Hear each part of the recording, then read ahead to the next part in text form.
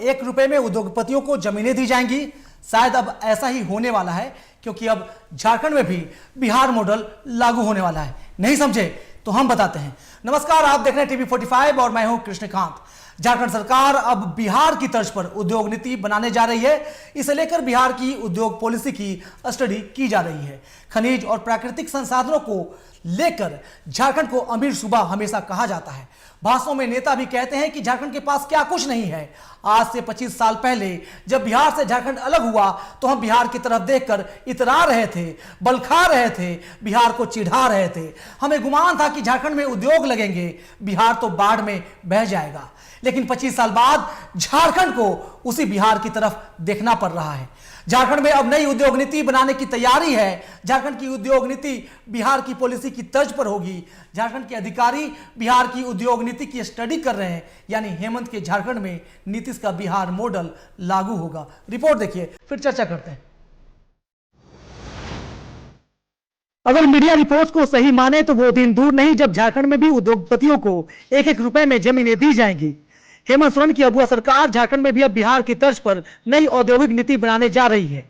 विकास आयुक्त अजय कुमार सिंह ने उद्योग विभाग की समीक्षा बैठक में नई नीति बनाने का हुक्म जारी किया है। सूबे में मौजूदा औद्योगिक नीति 2021 में बनी थी, जो मार्च-अप्रैल 2026 में खत्म हो रही है। रिपोर्ट्स की माने तो ओडिशा और बिहार की तर्ज पर नई पॉलिसी में उद्यमियों को काफी सुविधाएं दी जाएंगी।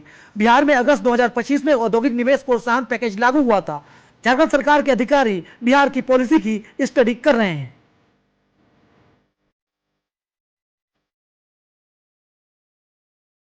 1 अप्रैल 2021 को झारखंड औद्योगिक एवं निवेश प्रोत्साहन नीति लागू हुआ। कहा गया कि राज्य में 5 लाख रोजगार पैदा होंगे।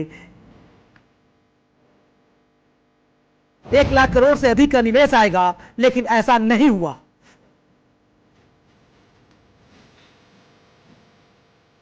दो 2021 की नीति का उद्देश्य निवेशकों को आकर्षित कर उद्योगों को बढ़ावा देना था। इसी नीति के तहत झारखंड में सिंगल विंडो सिस्टम लागू है। लाइसेंस, अनुमति और क्लियरेंस के लिए सिंगल विंडो सिस्टम है। जमीन मुहैया कराने के साथ साथ औद्योगिक क्षेत्र, उद्योग पार्क विकसित करने के लिए पीपीपी मॉडल पर जोर दिया गया।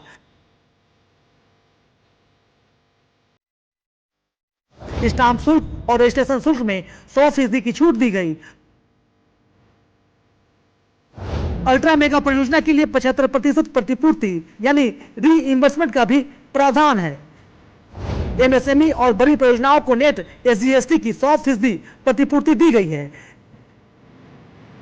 निगरानी और शिकायत निवारण प्रणाली के विकास पर बल दिया गया। प्रोत्साहन और सब्सिडी नीति को भी शामिल किया गया है। बिहार की औद्योगिक नीति की स्टडी की जा रही है, तो इसकी वजह भी है। बिहार की नई उद्योग नीति के बाद अशोक लीलैंड ने बिहार में प्लांट लगाने की घोषणा की है। इसमें करीब 8,000 लोगों को रोजगार देने की बात कही गई। कोका कोला भी बिहार में यूनिट लगाने की तैयारी में है। पूर्णिया में 4,000 करोड़ से इथेनॉल फैक्ट्री लगेगी। बिहार में उद्योगों की उम्मीद जगाने वाली उस पॉलिसी के पन्ने पलटेंगे तो समझ में आएगा कि झारखंड बिहार की पॉलिसी की स्टडी क्यों कर रहा है। बिहार में अगले 5 साल में 1 करोड़ लोगों को रोजगार का लक्ष्य है। 100 करोड़ के निवेश और 1,000 नौकरी देने पर 1 रुपए में 10 एकड़ जमीन दी जाएगी। 1,000 करोड़ से अधिक के निवेश पर 1 रुपए में 25 एकड़ जमीन आवंटन का प्रावधान है। विश्व की 500 कंपनियों में शामिल कंपनी को 10 एकड़ तक मुफ्त या सस्ती जमीन दी जाएगी। अन्य निवेशकों के लिए बियाडा की जमीन 50% की छूट पर मिलेगी। निवेशकों को 40 करोड़ तक ब्याज पर सब्सिडी दी जाएगी। परियोजना लागत का 300% तक एसजीएसटी 14 सालों के लिए वापस लिया जाएगा। कैपिटल सब्सिडी के रूप में परियोजना लागत का 30% तक सहायता दी जाएगी। 40 लाख रुपए प्रति वर्ष तक 14 वर्षों के लिए निर्यात प्रोत्साहन मिलेगा। स्टाम्प शुल्क और जमीन रूपांतरण शुल्क की प्रतिपूर्ति की जाएगी। पर्यावरण संरक्षण के लिए 25% तक या अधिकतम 1 करोड़ तक की प्रतिपूर्ति होगी। बिहार की नई उद्योग नीति से बिहार में नई उम्मीदें भी दिखने लगी हैं। यही वजह है कि खनिज और प्राकृतिक संसाधनों की धरती झारखंड भी अब बिहार की तरफ मुड़कर देखने को मजबूर हुआ है। Bureau report TV 45। आपने रिपोर्ट देखी। झारखंड जब गठन हुआ था, बिहार से जब झारखंड अलग हुआ था, तो हम इतरा रहे थे क्योंकि हमारे पास सब कुछ था। हम बिहार की तरफ देखकर उसका मुंह चिढ़ा रहे थे, कह रहे थे कि बिहार तो बाढ़ में बह जाएगा। लेकिन आज स्थिति कमोबेश थोड़ी उलट नजर आ रही है। तमाम संसाधन होने के बावजूद भी झारखंड में उद्योगों के विकास को लेकर बहुत बड़ा प्रश्न चिन्ह खड़ा है। लेकिन अब झारखंड सरकार बिहार मॉडल की स्टडी कर रही है, बिहार की उद्योग पॉलिसी की स्टडी कर रही है और झारखंड में 2026 मार्च अप्रैल से नई पॉलिसी लागू होनी है। इसे लेकर बिहार की तरफ मुड़ कर देखा जा रहा है। इस पर चर्चा करेंगे। हमारे साथ मेहमान जुड़ रहे हैं। हमारे साथ जेएलकेएम से विजय सिंह जी जुड़ रहे हैं, जेएलकेएम के महासचिव। हमारे साथ कुंदन तिवारी राजनीतिक विशेषज्ञ के तौर पर जुड़ रहे हैं और हमारे साथ वरिष्ठ पत्रकार हेमंत कुमार जुड़ रहे हैं। थोड़ी देर में कुछ और मेहमान हमारे साथ जुड़ेंगे। आप सभी का बहुत बहुत स्वागत है, सभी को जोहार। इस चर्चा की शुरुआत करें, लेकिन इससे पहले एक हम बताते हैं कि झारखंड का जो उद्योग बजट है वो कितना छोटा और कितना सिकुड़ा हुआ है। एक ग्राफिक्स के जरिए हम दिखाना चाहते हैं आपको कि झारखंड का जो उद्योग बजट है महज 450 करोड़ का है। हम पीसीआर से कहेंगे वो ग्राफिक्स दिखाएं। आखिर झारखंड के बजट को लेकर जो है झारखंड के उद्योग विभाग का बजट महज 450 करोड़ रुपए का है। और जब हम दूसरे राज्यों की बात करें तो बिहार की बात करते हैं। बिहार में ये 2000 करोड़ का है, माफ कीजिए ये गलत आ गया है, 2000 करोड़ का है। और इसके बाद उत्तर प्रदेश का ये आंकड़ा 7500 करोड़ का है। और हम महाराष्ट्र की बात करते हैं, अगर पूरे 5 साल के बजट का पैकेज देखें तो 13800 करोड़ का ये पूरा आंकड़ा बैठता है। तस्वीर साफ हो गई। अब चर्चा करते हैं।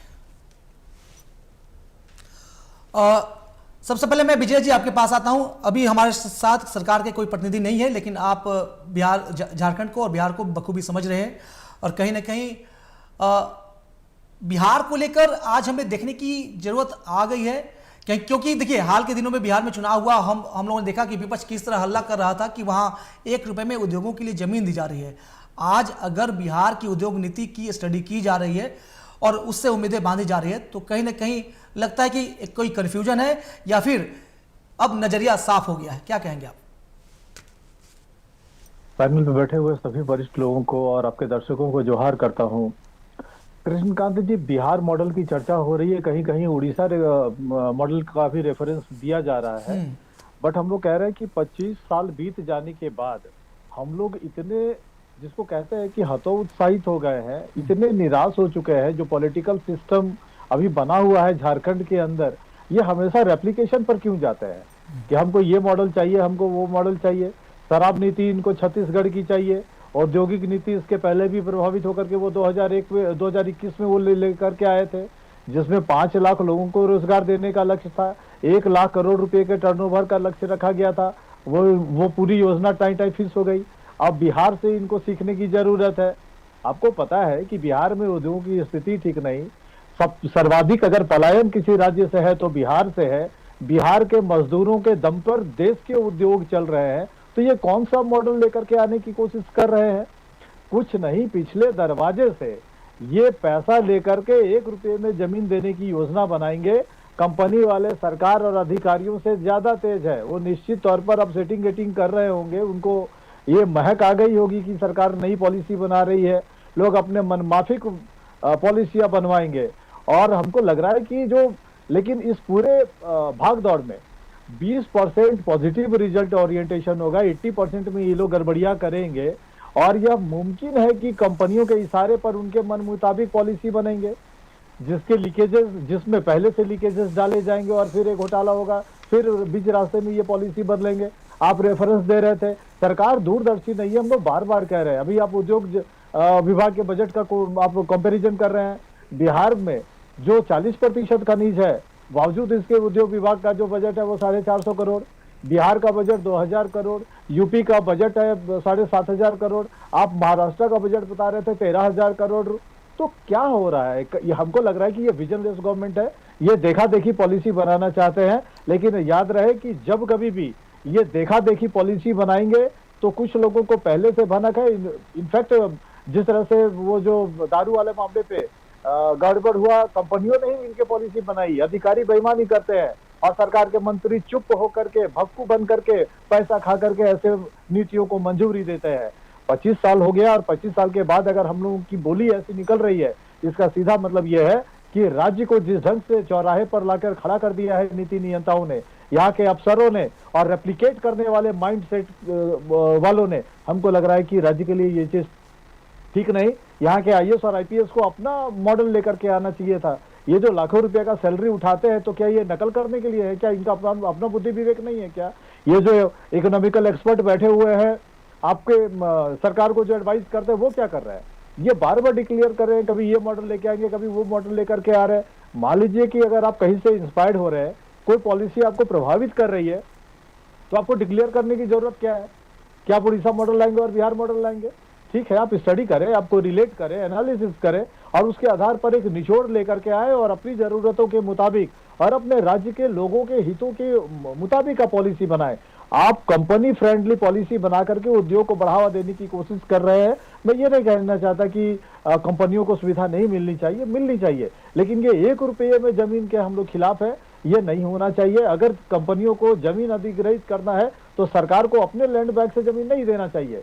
हमारा मानना यह है कि सरकार को रैयतों से सीधा जमीन अधिग्रहण करना चाहिए, बाजार मूल्य पर उनको जमीन लेना चाहिए, रोजगार और पुनर्वास की गारंटी होनी चाहिए, सरकार को मध्यस्थ की भूमिका में होना चाहिए, उनको मॉनिटर करना चाहिए। हम लोग ये चाहते हैं। आप देख रहे हो कि बोकारो में एक उद्योग है ईएसएल वेदांता, शुरू में दलालों के जरिए 7,000 रुपये पर डिसमिल के आधार पर कंपनी ने जमीन खरीदा। इसके बाद ये और बात है कि 471 एकड़ जमीन जो वन भूमि है वो उन्होंने एक्वायर मतलब प्लांट के अंदर ले लिया। बाद में वन विभाग का उनके ऊपर तलवार लटक रहा है। लेकिन मोर और लेस सरकार जो कम पैसे में जमीन अधिग्रहित करके कंपनियों को देती है, उससे अच्छा पॉलिसी है कि प्राइवेट कंपनी रैयतों से सीधा जमीन खरीदे, बाजार मूल्य पे भुगतान करे, रोजगार और पुनर्वास की गारंटी दे, सरकार पूरे स्कीम की मॉनिटरिंग करे। ये हम लोग कहना चाहते हैं। ये पॉलिसी का नाम बदल देना, ये रेप्लिकेशन से झारखंड का भला होने वाला नहीं। ठीक है,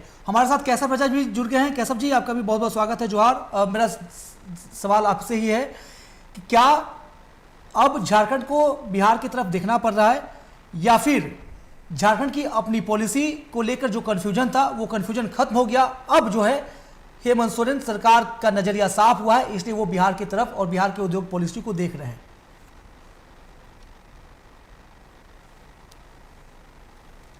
हाँ कैसव जी, आपकी आवाज म्यूट है, थोड़ा देख लीजिए। अब आ रही है आवाज? हाँ आ रही आवाज, बोलिए। कृष्णा जी, सबसे पहले टीवी 45 के तमाम मीडिया पैनलिस्ट और तमाम दर्शकों को मेरा जोहार।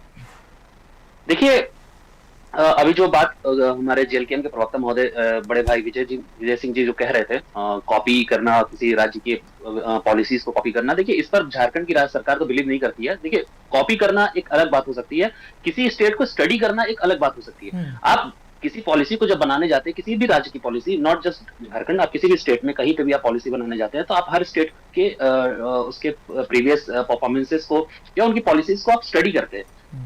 जब हम कास्ट सेंसस की बात कर रहे हैं तो हमने तेलंगाना की कास्ट सेंसस को भी स्टडी किया है कि झारखंड में किस तरह से कास्ट सेंसस को हम लोग रेप्लिकेट कर सकते हैं तेलंगाना के टच पे, हमने उसको भी स्टडी किया है। कर्नाटका को लेकर के हम लोग ने स्टडी किया। हमने बहुत सी योजनाएं जो हम लेकर आने वाले हैं, जैसे एक चिरंजीवी योजना है राजस्थान, इसके लिए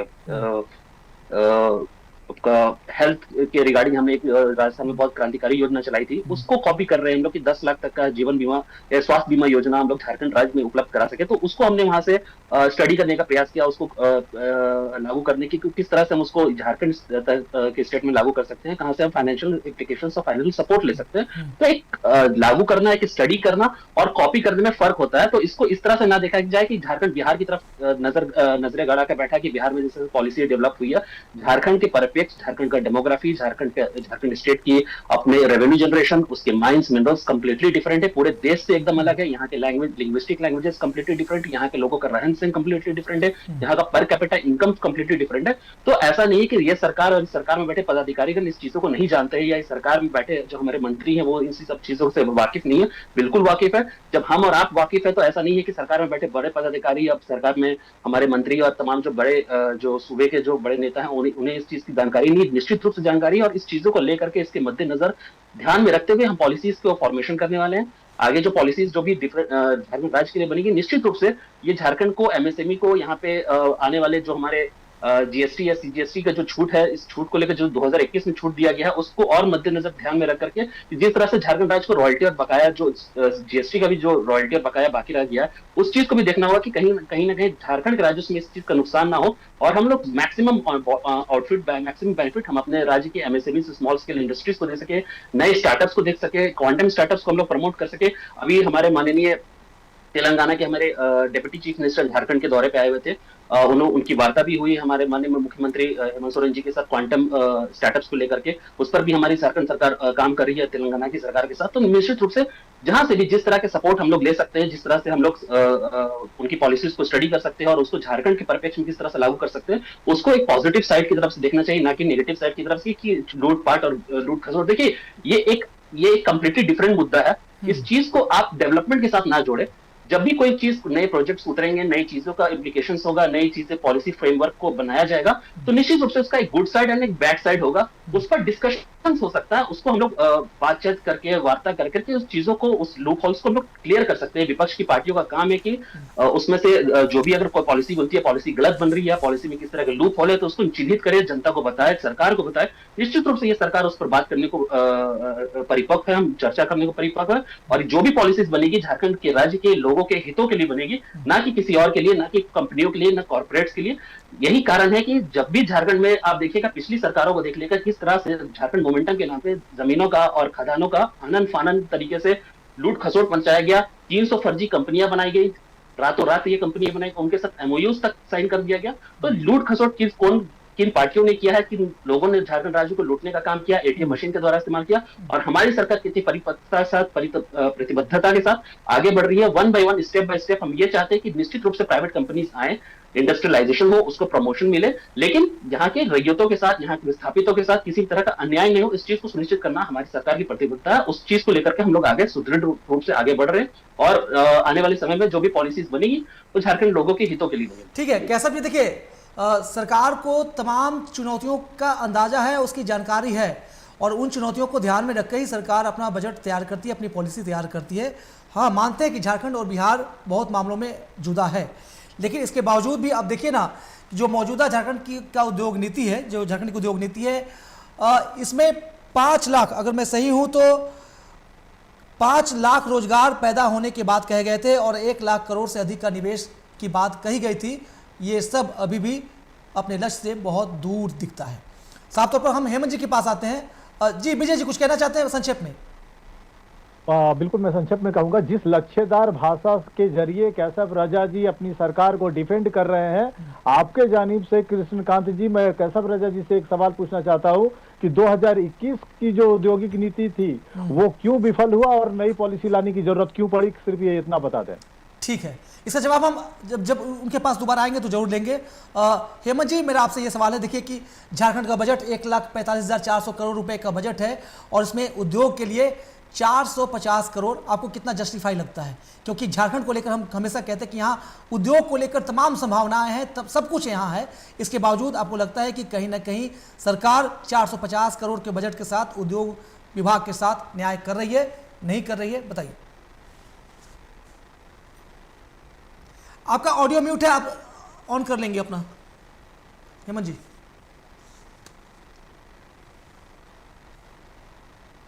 अब ठीक है? हाँ, आ रही आवाज, बोलिए दूर से। मेरा ये कहना है कि 450 करोड़ अगर इंडस्ट्रियल इस्टेब्लिशमेंट करना है तो ये फंड कुछ भी नहीं है। जब भी आप कहीं पर औद्योगिक क्रांति लाते हैं तो आपको स्टडी करना होगा। कैसा राजा ठीक बोल रहे थे, आपको स्टडी करना होगा महाराष्ट्र को, गुजरात को, तमिलनाडु को, पश्चिम बंगाल को, कर्नाटका को, किस तरीके से इन लोगों ने अपनी पॉलिसी को डेवलप किया है। देखिए, बिहार में का जो नकल कर रहे हैं वो बहुत अच्छी क्रांति उद्योग नहीं है, वो मतलब क्रांति लाई थी बिहार में। पहले वहाँ उद्योग का बहुत अच्छा स्थिति नहीं था, एमएसएमई का भी कोई बढ़ावा नहीं मिल रहा था, इंफ्रास्ट्रक्चर भी बहुत अच्छा नहीं था वहाँ पर। लेकिन तब है कि बिहार फिर भी अभी भी जो उनका डेवलपमेंट डिपेंडेंसी है वो एग्रीकल्चर पर है। अनएम्प्लॉयमेंट वहाँ का मेजर प्रॉब्लम है अभी भी। लेकिन डेयरी हुआ, इलेक्ट्रिकल प्रोडक्ट्स हुआ, फिल्म सिटी जैसे इन्वेस्टमेंट वहाँ आए हैं। लगभग 35 कंपनी अभी प्लांट बनाने की बात हो रही है। सरकार हर 5 साल में हर जिले में इंडस्ट्रीज एस्टैब्लिशमेंट की बात करी है। कई पॉलिसीज लाए वो उन्होंने, कि कहाँ उन्होंने कहा कि नहीं, हम अपने यहाँ अगर जो कंपनी 100 करोड़ से अधिक निवेश करेगा तो 1000 से अधिक जो रोजगार देगा तो उसको हम 10 एकड़ भूमि देंगे। तो इस तरीके से वो उन्होंने अपना एक पॉलिसी तैयार किया और पॉलिसी तैयार करके लोगों को अट्रैक्ट कर रहे हैं। सवाल उठता है झारखंड में, झारखंड सरकार देखा जाए तो मेरे नज़रिए से कोई डुप्लीकेसी नहीं कर रही है बिहार का। वो देख रही कि उसके पास जो रिसोर्सेज हैं, जो मिनरल्स हैं, उसको वो उसका फायदा नहीं उठा पा रही। जो नेचुरल रिसोर्सेज है उनका वो फायदा नहीं उठा पा रही है। उद्योगों का औद्योगिकरण जैसा क्रांति यहाँ नहीं आया है। अभी भी यहाँ बस सिंगल विंडो का क्लियरेंस बहुत मुश्किल से मिलता है, नहीं मिल पा रहा है। यहाँ के लॉ एंड ऑर्डर अच्छी, सड़कें अच्छी नहीं थी यहाँ पर लोगों का, तो यहाँ पर इन्वेस्टमेंट नहीं आया। जैसा कि अभी आप बता रहे थे कि करोड़ों रोजगार उपलब्ध कराने की प्रॉमिस की गई थी, ऐसा कुछ भी नहीं हुआ। ये भी मैं विजय जी की बात से भी मैं सहमत हूँ, क्योंकि जो सरकार में जो बैठे हुए हमारे जो ब्यूरोक्रेट्स हैं, लाखों लाख रुपए उठाते हैं, इतना रिसोर्स का बेनिफिट लेते हैं, वो क्या कर रहे हैं पॉलिसी को। जब ये मिनरल है, आपको पता है कि भारत का झारखंड एक ऐसा राज्य है जहाँ सबसे ज्यादा कोयला है, लॉ एस्क है, यहाँ पर मिलता है, बॉक्साइट मिलता है, यूरेनियम मिलता है, काइनाइट मिलता है, चांदी है, डोलोमाइट है, यहाँ पर अबरक है, यहाँ पर यूरेनियम है, यहाँ पर गरीब राज है। इसका मतलब है कि आपकी पॉलिसी, आपकी नीति, आपकी नीयत सही नहीं है। ये मैं आज भी कह रहा हूं कि पॉलिसी नहीं है। आप जो योजनाएं चलाते हैं वो कहीं से भी फ्रूटफुल नहीं होता है। आप इतनी योजनाएं चलाएं, कहीं भी आप सक्सेस नजर नहीं आ रहे। तो आप तो अभी एक ही बस योजना, आपका मैया योजना, वो भी क्या है कि जब आप झारखंड में 1000 रुपए की योजना चलाए थे तो उसी को बढ़ा करके अपने मैया योजना बना दिया। तो आपकी जो पॉलिसी है ऐसे ही नहीं पड़ रही है।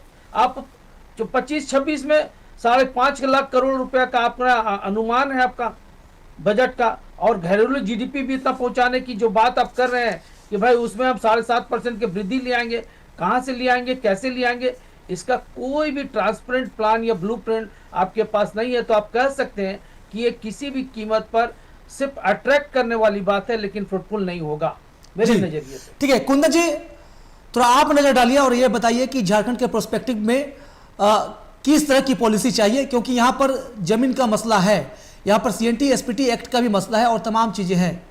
जी नमस्कार सभी को, मेरा जोहार।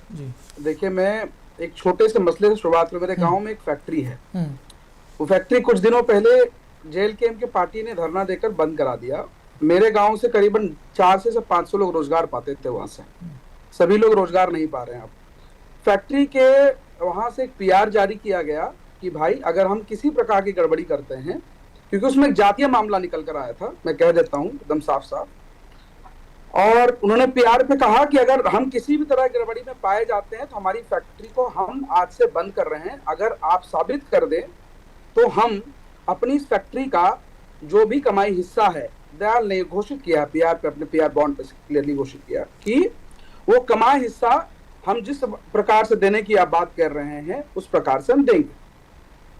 अब बात दो तरह चीजों के, एक स्टेटमेंट के तौर पे, देखिए दो चीजें हैं, मतलब मैं एक झारखंडी के तौर पे बात करूंगा, एक सरकार के तौर पे बात करूंगा, और एक बात करूंगा जरूरत के तौर पे। क्योंकि देखिए, अगर ट्रू झारखंडी है तो हमेशा हम किसी का सपोर्ट करें, जबरदस्ती को जरूरत बात नहीं है कि नहीं हम सही हैं हम गलत हैं। 400 लोगों का रोजगार मेरे गाँव में, हम जानते हैं, हम गाँव से चला गया। मेरे गाँव में एकदम रोड के उस तरफ, मेरे गाँव का नाम 70 मांडू है, दयाल फैक्ट्री है, बंद हो गया। ठीक है, अब आते हैं दूसरे सेगमेंट पे कि कैसे राजा जी कह रहे थे कि बेसिकली जीएसटी इंक्लूजन हुआ है। 1 सालों में जीएसटी इंक्लूजन 10,000 करोड़ से नीचे गया है। उसको कैसे शॉर्ट करेगी सरकार? क्योंकि देखिए, जो भी मुद्दे हैं उस मुद्दों पे तो बात करनी चाहिए। दूसरा है, अभी सर ने कहा कि इंडस्ट्रियल एस्टैब्लिशमेंट के लिए फंड की जरूरत नहीं होती है, फंड की रिक्वायरमेंट होती है इंडस्ट्रियल प्लानिंग के लिए। तो इंडस्ट्रियल प्लानिंग के लिए जरूरत होती है, अगर लैंड 2 एग्जीबिशन में खरीदती है गवर्नमेंट की, 3 स्कीम्स होते हैं जनरली कि सरकार रैयतों से लेगी ताकि वो मैनेजमेंट और कानूनी व्यवस्था को बरकरार करने के लिए अपने सिस्टम के अकॉर्डिंग चलेगी, ताकि सरकार फैक्ट्री के ऊपर या कंपनी के ऊपर एक वो बना सके, एमओयू साइन कर सके कि भाई अगर हम लैंड आपको दे रहे हैं तो हम इतने % के रोजगार के हकदार हैं हमारे स्टेट पे, हमारे स्टेट के लोगों को, जो हमारे लोकल लोग हैं। वो एमओयू सेक्शन होता है, उसमें सरकार रैयतों से जमीन खरीदती है और नियम यही है, वो 1 रुपये में नहीं खरीद सकती। जो भी रेट होगा, कलेक्टेड प्राइस होगा, उसी प्राइस पे खरीदेगी। और उस प्राइस पे कैसे मैनेज करेगी? अगर लैंड कॉस्टिंग पूरी बेयर करने की बात कर रहे हैं तो पॉसिबिलिटी नहीं आती है। अभी रिसेंटली मैं आपको पॉइंट बताता हूँ, कोई आपके भाजपा के प्रवक्ता है नहीं तो मैं बोल देता हूँ। 3 न्यूक्लियर पावर प्लांट मिले बिहार को, 3 न्यूक्लियर पावर प्लांट। अभी हमने कहा कि उन्होंने कहा कि खेती से बहुत पैसा रोजगार करते हैं, लेकिन जो बदल रहा है, और यूरेनियम हमारे यहाँ से जाएगा, बिहार हमारे यहाँ से होकर जाएगा, और 3 न्यूक्लियर पावर प्लांट वहां मिले। ऐसी क्या कमी थी कि भाजपा ने या राज्य सरकार ने समय करके यूरेनियम एक power plant, nuclear power plant यहाँ स्टैब्लिश करने की कोशिश नहीं की? वो भी कोई इन्वेस्टमेंट रिक्वायरमेंट नहीं था उसके लिए। सरकार इसके लिए पूरी फंड रिलीज कर रही है, उसका निरीक्षण हो गया। अब आते हैं बजट इंक्लूजन पे। देखिए, जब तक एफडीआई फंडिंग की लास्ट टाइम मैंने बात करी थी, सेक्शन फंडिंग की बात करी थी, फंडिंग इंक्लूजन तभी होगा जब आपके राज्य में ये दिखेगा कि कानून व्यवस्था सही है। देखिए, बैलेंस करना पड़ेगा कि जो लोग, आप समझिए कि एक एक्ट आता है, अभी बाकी स्टेट्स में भी फैक्ट्रीज है भैया, वहां एक एक्ट आता है कि कोई अगर किसी की जान चली गई तो 25 से 35 लाख रुपए का इंश्योरेंस होता है। किसी की अगर बॉडी डैमेज हो गई तो 10 से 15 लाख रुपए का, वो भुगतान 45 दिनों के अंदर करना होता है। अरे ये सब मांग करना चाहिए किसी पॉलिटिकल पार्टी को, ये नहीं मांग करना चाहिए कि आपकी फैक्ट्री बंद करा देंगे, ये करा देंगे। हम कह रहे हैं कानून व्यवस्था को दुरुस्त करते हैं। और ऐसा नहीं है कि हम प्रवक्ता बैठे हुए हैं यहाँ पे, तो सरकार में जो काबिज लोग हैं, जो अधिकारी हैं, या जो लोग सरकार को चला रहे हैं, जनता ने जिनको जनादेश दिया है, वो बेवकूफ है। ये बोलना बेवकूफ, मतलब किसी तरह से तुक वाली बात नहीं है कि जनता के जनादेश को हम नकार रहे हैं। फिर इस बात को लेकर किसी को मौका मिला है सरकार चलाने, सरकार नहीं चला पाएगी तो अगला मौका मिलेगा। इससे घाटा ये होगा कि हमारा झारखंड राज्य और पीछे जा रहा है। लेकिन इंक्लूजन में एज ए स्टेटमेंट, राज्य के नागरिक होने के नाते, तुरु झारखंडी होने के नाते, असली झारखंडी होने के नाते हमें झारखंडियत की बात करनी चाहिए। हमें ये नहीं बात करनी चाहिए कि हमने क्या किया, तुमने क्या। सच्चाई की बात करो कि भाई झारखंड की सच्चाई में क्या हो सकता है। ठीक है, अब विजय जी, हाँ जी, अब तो जवाब दे दीजिए। बिल्कुल, देखिए, कुंदन जी ने एक आरोप लगाया कि भाई उनके गांव में जो फैक्ट्री चल रही थी वो हमारे लोगों के कारण, हमारी पार्टी के आंदोलन के कारण वो बंद हो गया और 450 लोग बेरोजगार हो गए। तो हमारी पार्टी के लोग जाहिल है क्या वो बेवजह? एक मिनट कुंदन जी, आप सुन लीजिए। आप ठीक है, मेरे पार्टी के लोग जाहिल है क्या जो आंख बंद करके वहां गए होंगे? जरूर कंपनी ने कुछ ना कुछ गड़बड़ की होगी, और अगर वो सही चल रहे होंगे तो सरकार ने उनको बैक क्यों नहीं किया? एक बात। और दूसरी बात, आप जो ठिकरा ये फोड़ रहे हैं कि हम लोग कंपनियों को बंद करवाते हैं, ये गलत है। और दूसरी बात कि आप जो डाटा एनालिसिस करते हैं, आप जो इंफॉर्मेशन शेयर करते हैं, इसका यह मतलब नहीं है कि सब जगह आप करेक्ट है।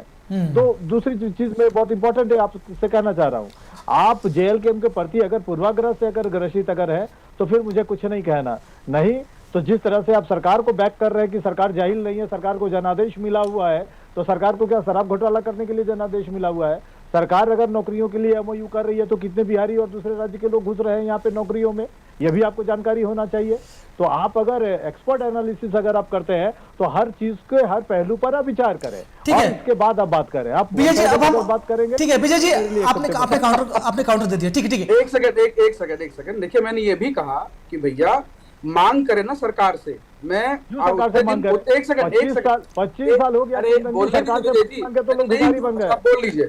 बोल लीजिए, अकेले बात करिए। मांग के लोग भिखारी हो गए। बात करिए। ठीक है कुंदन जी, कुंदन जी, आप करने का अपना तरीका है, हम लोग अपने। ठीक है विजय जी, हो गया। अच्छा कुंदन जी, आप 10 सेकंड में कंप्लीट कर लीजिए। कुंदन जी, आप कंप्लीट कीजिए। देखिए, मैंने सिंपल बात करी। इतने दिनों से डिबेट पे जब मैंने सरकार के विरोध करा, जब मैंने कैसर साहब का विरोध करा तो बढ़िया था। आज अगर कोई बात कह दी, मैंने कैसर साहब को एक बार ये बात कही थी, भाई अपने कांग्रेस ने आपको ये सिखाया कि हमेशा गलत बोलना है, तब कैसर साहब ने ये बात नहीं कही, क्योंकि सही काम है।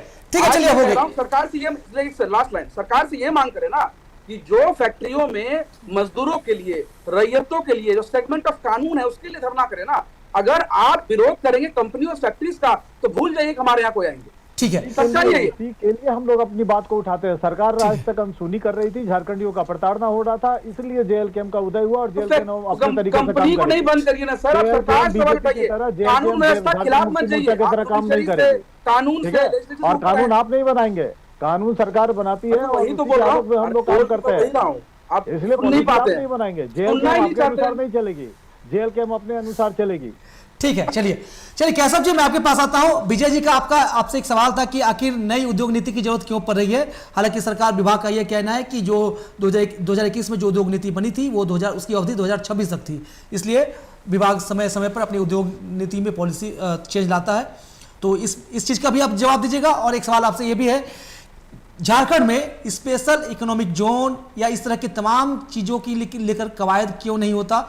हमने देखा है कि हाल के दिनों में शायद जनवरी या फरवरी का महीना था जब हेमंत सोरेन कोलकाता गए थे, वहाँ उन्होंने अडानी से मुलाकात की। इस दौरान कहा गया कि झारखंड में हज़ारों करोड़ का ये निवेश आएगा और इसमें 15,000 नौकरियाँ आएंगी, ये आंकड़ा दिया गया था, 15,000 या 18,000 समथिंग।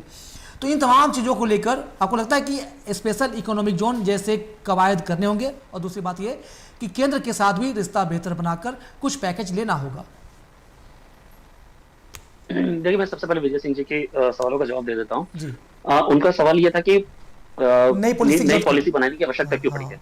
देखिए, पॉलिसीज तो framework as per requirement of the time, और जैसे डेवलपमेंट जो फेजेस चेंज होते हैं और चीजें बदलती हैं, आपका राजस्व बदलता है, आपके न्यू पॉलिसीज आती हैं, साथ ही साथ आपका बजट चेंज होता है हर फाइनेंशियल ईयर। नहीं, सुन लीजिए सर, सुन लीजिए। विफल क्यों हुआ पहले ये बता हाँ, मैं बता रहा हूँ ना, मैं बता रहा हूँ ना विजय सिंह जी, ऐसा है कि फेलियर नाम ऐसा कुछ नहीं होता है।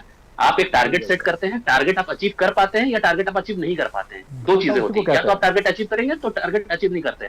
हर एक पार्टी या हर एक सरकार एक टारगेट सेट करती है, उस टारगेट को अचीव करने के लिए पूरे प्रयासरत करती है, उस पर प्रयास करती है। निश्चित रूप से 2021 की जो हमारी इंडस्ट्रियल पॉलिसी थी उसमें आप देखिएगा तकरीबन, मैं अपने डाटा नहीं बता रहा हूँ, मैं झारखंड गवर्नमेंट.in का डाटा बता रहा हूँ, जो वहां से मैंने स्टडी किया, वहां उस वेबसाइट की डाटा है कि 26 मेगा इंडस्ट्रीज झारखंड में स्टैब्लिश हुई थी उस फॉरेन इंडस्ट्रियल पॉलिसी के बाद।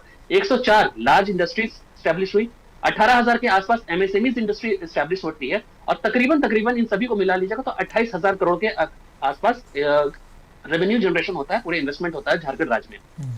कहीं ना कहीं जॉब क्रिएशन की बात है, तो मैं मानता हूं कि निश्चित रूप से जो जॉब क्रिएशन की जो टारगेट थी, उस टारगेट से हम लोग काफी उपलब्ध से पीछे रह गए हैं।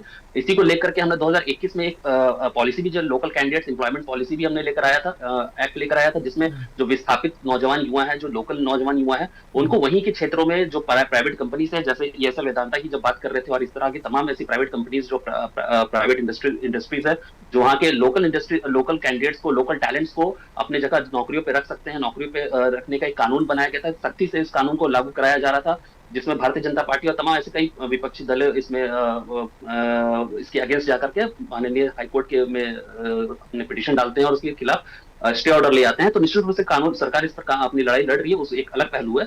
दूसरी बात मैं कहना चाहूंगा कि देखिए, मैं कुंदन जी की एक बात से बिल्कुल इत्तेफाक रखते हैं कि FDI आपको अपने राज्य में लाना होगा। निश्चित रूप से झारखंड में FDI की बहुत कमी है, ये बात एज ए सरकार में बैठे हुए स्पोक्सपर्सन, एज अ प्रवक्ता मैं मानता हूँ कि कांग्रेस पार्टी FDI को लेकर हमेशा शुरू से सजग रही है।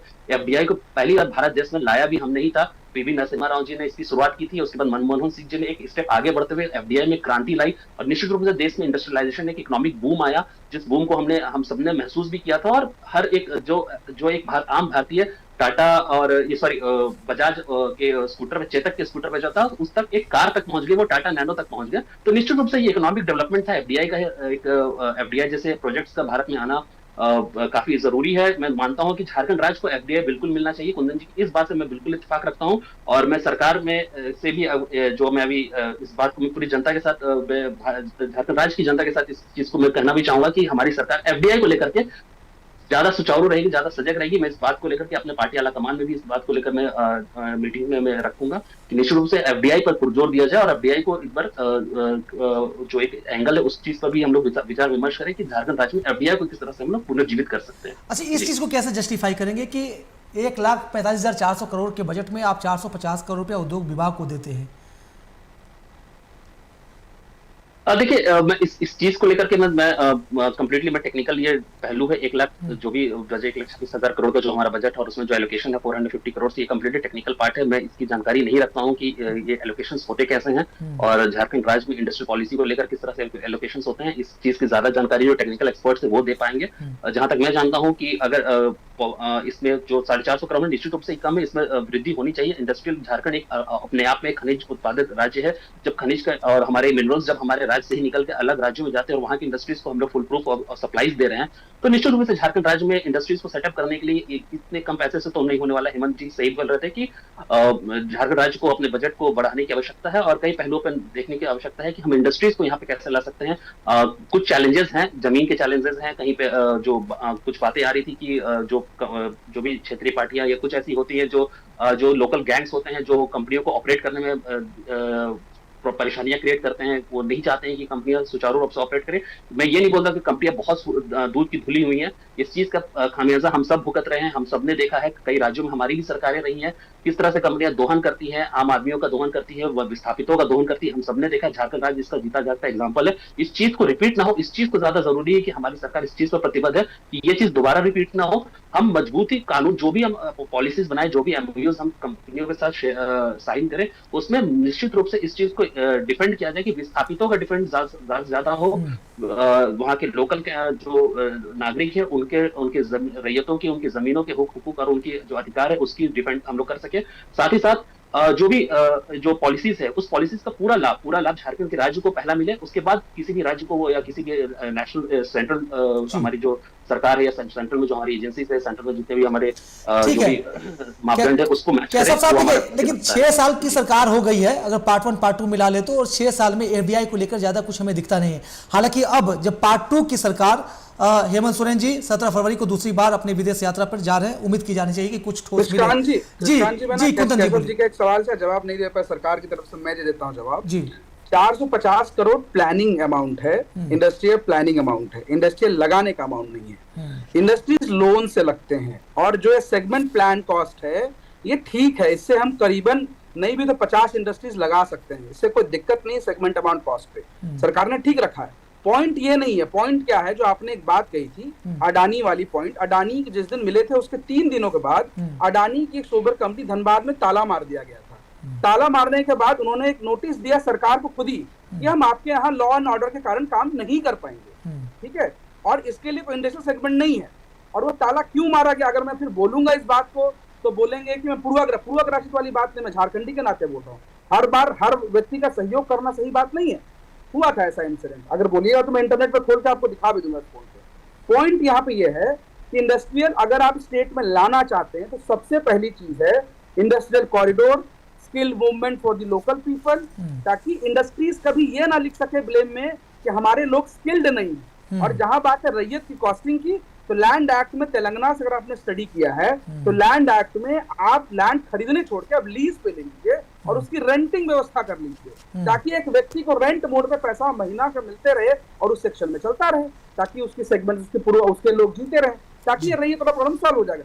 देखिए मैं किसी खिलाफ नहीं हूँ विजय जी, मैं खिलाफ हूँ कुछ लोगों के। ये पॉलिसी नहीं बनाएगी कुंदन भाई, अगर ऐसा बनाए ना तब तो रैयत का भी भला हो जाएगा। आप कह रहे थे ना, मैं आपको एक वीडियो दिखा सकता हूँ, रामगढ़ के जो चुनाव लड़े थे, क्या नाम है उनका, परेश्वर जी, वो किसी को गाली दे रहे थे। मेरा वीडियो अभी मैं दिखा सकता हूँ आपको, और वो फैक्ट्री में क्या गाली दे रहे थे अगर वो मैं दिखा दूं तो लगेगा कि आप बोलेंगे मेरे हिसाब की बात नहीं है। बात है उन विवादों को नहीं जाना है, हमें झारखंड के बारे में सोचना है। ठीक है, हमें झारखंड के बारे में सोचना है। अगर रेंट पॉलिसी, ठीक है विजय जी, मैं आप ही के पास आ रहा हूँ, विजय जी मैं आप ही के पास आ रहा हूँ, ठीक है, तो हमको लग रहा है ना कि ये जो रैयतों का जो मूल समस्या उसका समाधान हो जाएगा। जी ठीक है जी, मैं आप ही के पास आ रहा था। और जिस तरह कुंदन जी ने 2-4 पॉइंट्स रखे हैं, इंडस्ट्रियल कॉरिडोर की बात उन्होंने की, इकोनॉमिक जोन की बात भी है, साथ ही साथ कहीं ना कहीं रघुवर दास की सरकार मैंने देखा था कि लैंड बैंक को लेकर भी बातें सामने आई थी। इस तरह की पहल तो करनी होगी, सरकार को भी कुछ स्पष्ट नीति तय करनी होगी, साथ ही साथ केंद्र के साथ भी रिश्ता तय करना होगा, एक पुल बनाना होगा, और कहीं ना कहीं इस पे झारखंड को हर हाल में चाहिए, एक पैकेज चाहिए। देखिए हमको लग रहा है कि केंद्र सरकार अगर जो विपरीत राजनीतिक विचारधाराओं वाली पार्टी के साथ स्वतंत्र व्यवहार अगर करेगी तो ये हमको लग रहा है कि संघीय ढांचे का अपमान है, ये नहीं होना चाहिए। और जिसको बोलते हैं कि झारखंड की जो सरकार है महागठबंधन की सरकार, उसके साथ केंद्र का जो संबंध है वो अच्छा नहीं है, ये जग जाहिर है। लेकिन उसके कारण राज्य पीछे जाए, इकोनॉमिकल बैकअप न मिले तो ये दुर्भाग्यपूर्ण स्थिति है। कुंदन भाई जो अभी 2-3 बातें कह रहे थे, मैं इत्तेफाक रखता हूँ उन चीजों से कि इंडस्ट्रियल कॉरिडोर बने और लोकल लोगों को स्किल्ड करना और रेंटिंग का जो पॉलिसी है, ये दोनों को इम्प्लीमेंट करना चाहिए। लेकिन कुंदन भाई का भी अनुभव है, मैं उनसे एक बात और कहना चाहता हूँ कि अप्रेंटिस करवाने के लिए ट्रेनिंग के नाम पर लोकल लोगों से कंपनियां क्या करती हैं कि सामान्य काम लेती है। वो कहीं भी ट्रेनिंग का पार्ट नहीं होता, उसके बाद एग्जामिनेशन का पार्ट नहीं होता, उसके बाद इवेल्युएशन का पार्ट नहीं होता, उसके बाद सर्टिफिकेशन का काम नहीं होता, स्किल्ड सर्टिफिकेशन जैसा कोई काम नहीं होता। ट्रेनिंग के नाम पर, स्किल्ड करने के नाम पर लोगों से सामान्य जो एम्प्लॉय काम करते हैं उसके तरह काम लिया जाता है और 4,000 रुपया दिया जाता है। ये भी शोषण का एक तरीका है और इसमें केंद्र सरकार का बड़ा रोल है कि जब से अप्रेंटिस एक्ट पार्लियामेंट से आया है तब से कंपनियों को एक हथियार मिल गया है युवाओं को शोषण करने के लिए। जो आपने कहा कि आर्थिक बैकअप और जो सपोर्ट केंद्र सरकार से, हमको लग रहा है कि उस पर निश्चित तौर पर एक काम होना चाहिए, संघीय ढांचे का सम्मान होना चाहिए और जो राजनीतिक जो मत भिन्नता है, जो डिफरेंसेस है, उसके बावजूद हमको लग रहा है कि केंद्र सरकार और राज्य सरकार के बीच एक समन्वय स्थापित होना चाहिए। लेकिन मैं फिर कहता हूँ कि जब कभी भी आप इंडस्ट्रियल पॉलिसी बनाए, जब कभी भी आप इकोनॉमिकल जोन बनाए, तो जो स्थानीय लोग हैं, जो प्रभावित लोग हैं, उनके हितों को आप सर्वोपरि रखें और ईमानदारी से कंपनियों को काम करने की जरूरत है। समस्या ये खड़ा होता है कि कंपनी बेईमानी करते हैं, कंपनी शोषण करती है और हमारे अधिकारी उनको बैकअप करते हैं और राज्य में बैठे हुए जो हमारे जो राजनेता है, जो पॉलिटिकल लीडरशिप है, वो उनको शेल्टर नहीं दे पाती है, उनको बचा नहीं पाती है। यही कारण है कि झारखंड के लोग ज्यादा प्रताड़ित हो रहे हैं, विस्थापित ज्यादा दुखी है। नीति अपनी जगह है, ये सवाल नियत का है। सवाल नियत का है। और बीते दिनों बीजेपी के जो खजाने का जिक्र आया, जो चुनावी चंदों का जिक्र आया, तो साफ तौर पर कहीं ना कहीं इस तरह के हालात बनते हैं कि किस तरह पार्टियां अगर चंदा हजारों, जब किसी का खजाना इस कदर बढ़ जाता है और आप चंदा किससे लेते हैं, चंदा तो आपको आम आदमी देता नहीं है, चंदा आप ऐसे उद्योगपतियों से लेते हैं, तो साफ तौर पर कहीं ना कहीं पॉलिसी उनके लिए बनेगी। बिल्कुल वो मनमानी करता है। ठीक है हेमंत जी, देखिए झारखंड जैसे राज्यों के लिए मेरा सीधा आपसे सवाल है कि केंद्र को अब तो कम से कम झारखंड के प्रति नरमी दिखानी चाहिए। झारखंड जिसके प्राकृतिक संसाधनों का दोहन होता है, जिससे पूरा देश रोशन होता है, अब तो समय आ गया है कि झारखंड के लिए थोड़ा दिल बड़ा करना चाहिए। देखिए Krishnakant ji, super concern of my experience, मुझे ये नहीं लगता है कि केंद्र सरकार इसमें कोई बाधक बन रही है। पॉलिसी हमको खुद को अपनी पॉलिसी, मैं झारखंडी हूँ, झारखंड को देख रहा हूँ, इसलिए मुझे ये लगता है कि मुझे खुद को, देखिए उंगली जब उठाते हैं ना ऐसे, तो एक उंगली जरूर उठा लेते हैं, लेकिन ये 4 उंगलियां आपके तरफ आती है। हमको पहले देखना होगा कि हमारे यहाँ जो बंद पड़े जितने यूनिट्स हैं, हम उसको पहले उसको फिर से रिस्टैब्लिश क्यों नहीं कर पा रहे, इसको रिस्टैब्लिश करना होगा। हम बिहार के जैसा पैकेज क्यों नहीं बना पा रहे, हम लैंड बैंक क्यों नहीं बना पा रहे। अभी कैसर जी कह रहे थे ना, FDI वाकई कांग्रेस का लाया हुआ चीज और ये बहुत अच्छी चीज है, यहाँ आना चाहिए था, लेकिन आप जो रिसोर्सेज हैं उसका सही ढंग से दोहन नहीं कर पा रहे हैं। तो क्या आपको सेंट्रल गवर्नमेंट ने रोक रखा है? नहीं, सेंट्रल गवर्नमेंट कहाँ रोक रही है आपको। आप अपने यहाँ जो रिसोर्सेज है उसका बेनिफिट भी आप नहीं उठा रहे। CCL है, BCCL, कोल माइंस बहुत सारे हैं आपका, लेकिन आप कहाँ रखे हैं उसका हेडक्वार्टर? कैलकाटा रखे हुए हैं। लेकिन वो तो केंद्र के अधीन है ना। तो वो भी हेमंत जी वो तो केंद्र के अधीन है और उसके सेस को लेकर, उसके टैक्स को लेकर, रॉयल्टी को लेकर लड़ाई तो चली रही है। नहीं, मैं बता रहा हूँ कि हमारे यहाँ डेवलपमेंट क्यों नहीं हुआ उसका बता रहा हूँ। अभी हम लोगों ने डिस्कस कर लिया कि जो पॉलिसी है 450 करोड़ में, ठीक है कुंदन जी कह रहे 50 कंपनी, अरे भाई जो बंद पड़ी यूनिट उसको तो पहले आप एस्टेब्लिश कर लीजिए, फिर से चालू तो कर लीजिए उसको चालू करना बहुत जरूरी है।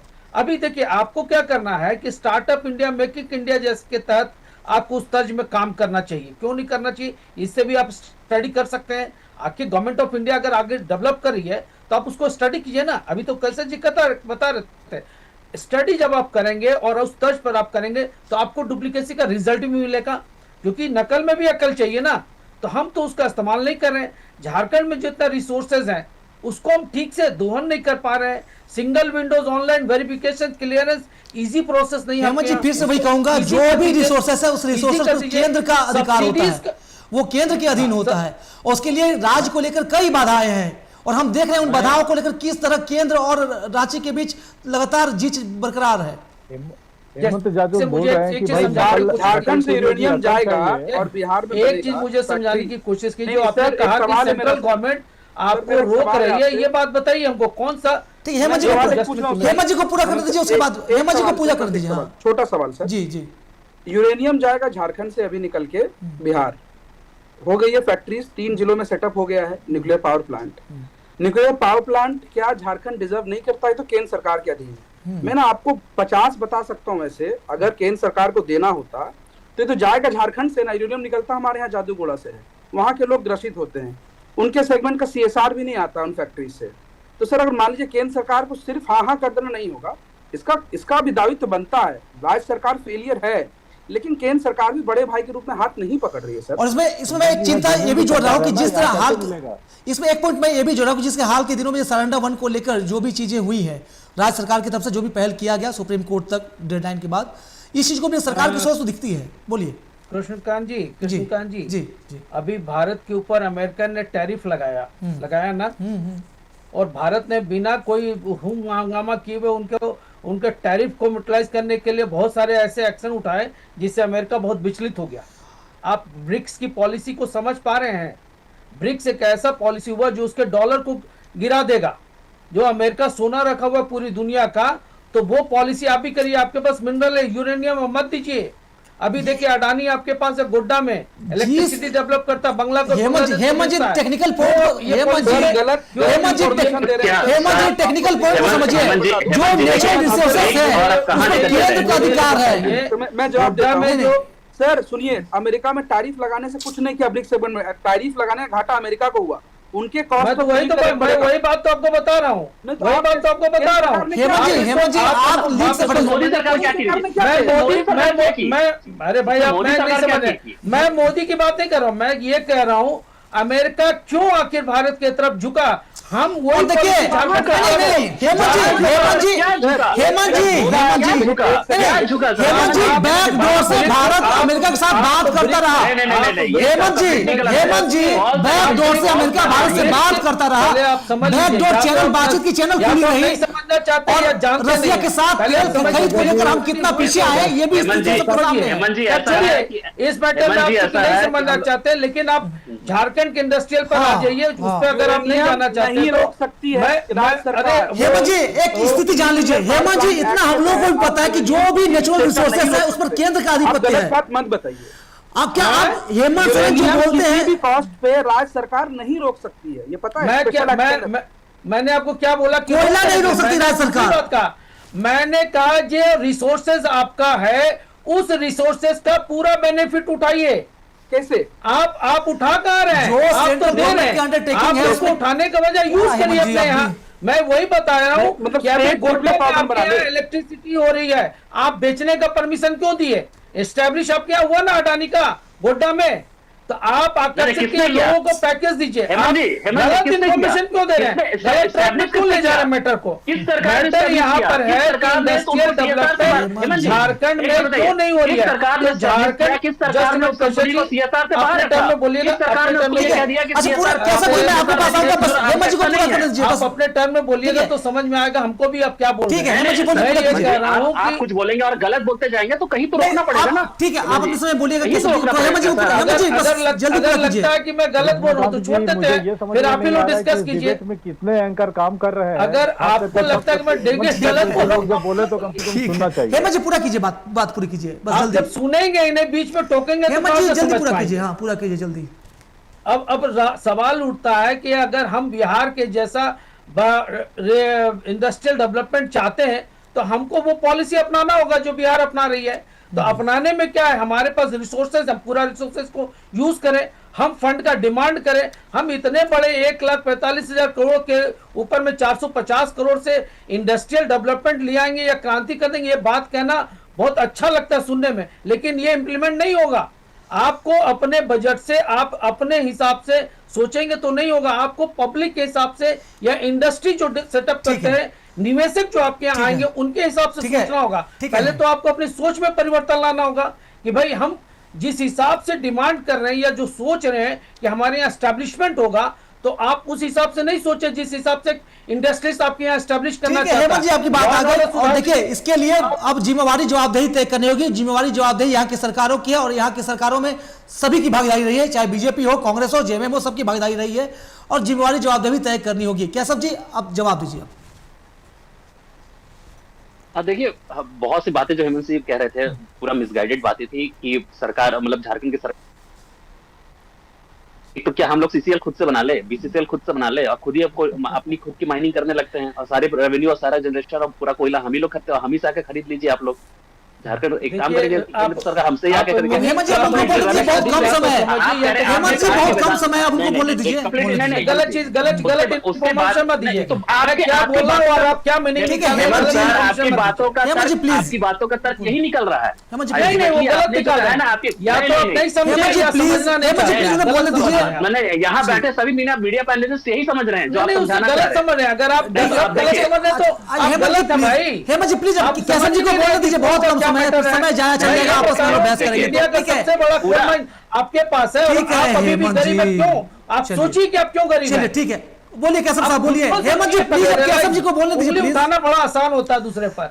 कैसम जी बोलिए प्लीज, बोलिए, पूरा कीजिए। देखिए अभी इन्होंने कहा था इन्होंने कहा था कि जिस तरह से विधान मतलब वहाँ पे गोड्डा पावर प्लांट सेटअप हुआ था, फिर गोड्डा पावर प्लांट का उसका जो बेनिफिट है क्यों नहीं उठा पा रहे हैं। तो गोड्डा पावर प्लांट सेटअप किसने किया था? किस सरकार ने उनके लिए पॉलिसीज फ्रेम किया था? किसने उनको सीएसआर से बाहर रखा? इनफैक्ट गोड्डा पावर प्लांट को सीएसआर से बाहर रख दिया गया। इतना उनके लिए इतने फाइनेंशियल इम्प्लीकेशंस, उनको इतना फ्री हैंड दिया गया कि आप सीएसआर तक का पैसा आप वहां के स्थानीयों को, आप वहां के विस्थापितों को, उनके हुकूक को, उनके डेवलपमेंट प्रोजेक्ट्स में आप सीएसआर तक का पैसा नहीं लगाएंगे और सिर्फ पॉल्यूशन और धुआं खाएंगे। तो इस पर हेमंत जी कुछ नहीं कहेंगे, ये चीज क्यों नहीं नहीं कहेंगे? बताएंगे। यही तो मैं कह रहा हूँ कि सरकार किसी की हो, चाहे कांग्रेस की हो या बीजेपी की, गवर्नमेंट तो आपकी थी ना, सरकार से झारखंड की थी, तो झारखंड सरकार की ना गलती है। अरे यही तो दिक्कत है। हम पॉलिसी की बात कर रहे हैं। हेमंत जी प्लीज, पॉलिसी की बात हेमंत जी प्लीज, पूरा पैसा बांग्लादेश में जाता है, चलिए। पूरी बिजली बांग्लादेश को जा रही है, रेवेन्यू जनरेशन अडानी कर रहा है, धुआं झारखंड के लोग खा रहे हैं और सीएसआर तक का जो बेनिफिट, जो प्रॉफिट जनरेट हो रहा है, उसका सीएसआर भी झारखंड के लोगों को नहीं मिल रहा है। अब इस पर आप क्या कहिएगा? वो पॉलिसी किसने बना की थी? वो झारखंड सरकार ने, जेएमएम और कांग्रेस की सरकार ने बना की थी। ठीक है कुंदन जी, अब सुनिए, परमिशन देने वालों ने ठीक है पैसा कुंदन जी, खाया अब देखिए बहस हो गई है, अब रास्ता कैसे निकलेगा? मैं एक लाइन ठीक कहता है, हूं सर। हाँ। देखिए बात क्या है ना, देखिए जानकारी ना जानकारी अभाव की बात नहीं है, सबका सम्मान है, सबकी बातें अपनी अपनी जगह पे अच्छी है। अगर हम झारखंड के लोग होने के नाते मैं इतना ही कहता हूँ कि जो भी नियमावली बनती है, हमारी जो बनती है, उनको पूरा करना चाहिए। जो कानून गवर्नमेंट कंसल्टिंग स्किल मोड पे लाना चाहिए, जो अभी उन्होंने विजय भाई साहब ने कहा कि इसकी जिम्मेदारी सरकार को उठानी चाहिए। इंडस्ट्रियल एक्ट के तौर पे सर मैं एक बात बताना चाहता हूँ कि ये कुछ एक्ट के नियम केंद्र सरकार की मजबूती के हाथ में, उसमें राज्य सरकार कुछ नहीं कर पाएगी। सिर्फ 67 आर्टिकल्स की यूनिट उनके पास है 368 में, 301 आर्टिकल्स के यूनिट का फायदा वो उठाते हैं, संवैधानिक हक पे भी नहीं उठा सकते सर। यूरेनियम स्पेशल एक्ट पे आता है क्योंकि उस पर डिफेंस कॉरिडोर, डिफेंस की बात होती है, तो नहीं रोक सकते उसको हम। उसको कोई भी सरकार गिरानी पड़ेगी, राष्ट्रपति शासन लगा दिया जाएगा अगर यूरेनियम रोका जाएगा तो। इसके लिए केंद्र सरकार को ही देना पड़ेगा। अब कानून बदल देगी राज्य सरकार, तो केंद्र सरकार ही बदलेगी। ठीक है विजय जी, कुछ बोला सर, 10 सेकंड। हम ये कहना चाह रहे हैं, क्योंकि आप शायद अब वाइंड अप करना चाह रहे हैं, तो हम लोग अपने पार्टी की जो पॉलिसी है वो हम अब कहना चाहेंगे कि सरकार अगर औद्योगिक नीति बना रही है, 2021 विफल रहा, अगर नई नीति अगर लेकर के आ रही है तो हम लोग भी मानते हैं कि जो नीति बने वो इंडस्ट्रीज फ्रेंडली नीति बने, ताकि निवेशक जो है वो राज्य की तरफ देखें, झारखंड में आए। शर्त इतना है कि जो स्थानीय लोग होंगे, जो जमीन दाता होंगे, जो प्रभावित लोग साहब होंगे, 10 सेकंड बताइए, की रक्षा करनी पड़ेगी। कैसब साहब 10 सेकंड। देखिए मैं कुंदन जी की बातों से सहमत हूं, और जैसे ना सिर्फ यूरेनियम, जितने भी एसेंशियल मिनरल्स है, चाहे आप गैस हो चाहे कोल हो, ये दोनों चीज झारखंड में पाए जाते हैं और इन सब पर पूरा कंट्रोल केंद्र की सरकार होता है और एसेंशियल मिनरल्स को भी आप नहीं रोक सकेंगे। तो निश्चित रूप से केंद्र सरकार को बढ़ चढ़कर इसमें हिस्सा लेना होगा और झारखंड के हित में, जो झारखंड के हक में जो उसका जो हक बनता है, उस हक को पूरा करना केंद्र सरकार की जिम्मेदारी है और बड़ा भाई का रोल तो उन्हें प्ले करना है। हम अपना डिमांड कर सकते हैं, हम अपने हक को मांग सकते हैं। एटलीस्ट हम रॉयल्टी का पैसा मांग रहे हैं, वो भी नहीं मिलेगा तो फिर किसी तरह की बात और वार्ता करने की तो ये लिपापोती करने का तो आवश्यकता नहीं। तो फिर इस तरह की नीति आयोग की बैठकें और बहुत शुक्रिया आप सभी का, और तमाम बड़े बैठकों का वक्त की इतनी पाबंदी थी, आप सभी का बहुत बहुत शुक्रिया। अंत में मैं यही कहूंगा कि सवाल ये नहीं कि आपकी रजा क्या है, सवाल ये भी नहीं कि हमारी इल्तिजा क्या है, सवाल ये है कि आपका लहजा क्या है। इस बहस में इतना ही, दीजिए इजाजत, नमस्कार।